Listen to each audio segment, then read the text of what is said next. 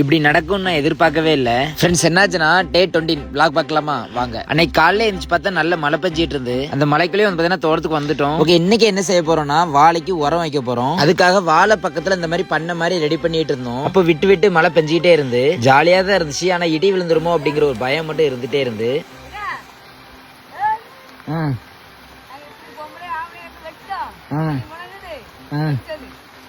வேற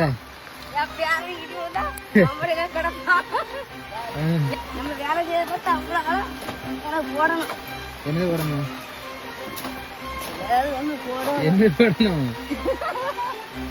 சொல்லுங்க, என்ன போடணும்?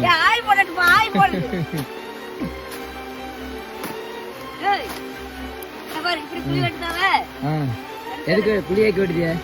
உரம் போடாக்கா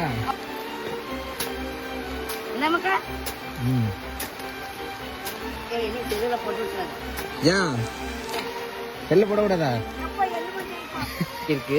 இப்போ எல்லாருக்குமே தோணும், ஏன் மலைக்குள்ள வந்து வேலை செய்றீங்க, வீட்டில இருந்து ரெஸ்ட் எடுத்துட்டு மழை வெறிச்சதுக்கு அப்புறம் வந்து வேலை செய்ய வேண்டியதான் அப்படின்ட்டு. எனக்குமே ஆசை. இப்போ இந்த நேரத்தில் மழை பெய்யும்போது வீட்டில் இருந்துட்டு சும்மா பெட்ஷீட்டை மூடிட்டு அப்படி ரீல்ஸ் பார்த்துட்டு வச்சுக்கேன் வேற லெவலில் இருக்கும்.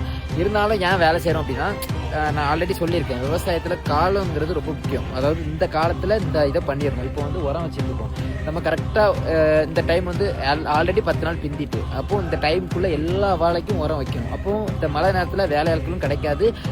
ஆல்ரெடி நம்ம வந்து இந்த உரமே வந்து கடன் வாங்கி தான் வச்சுருக்கோம். இந்த நேரத்தில் வேலையாளுக்கும் சம்பளம் கொடுக்கறது கொஞ்சம் கஷ்டமாக இருக்கும்.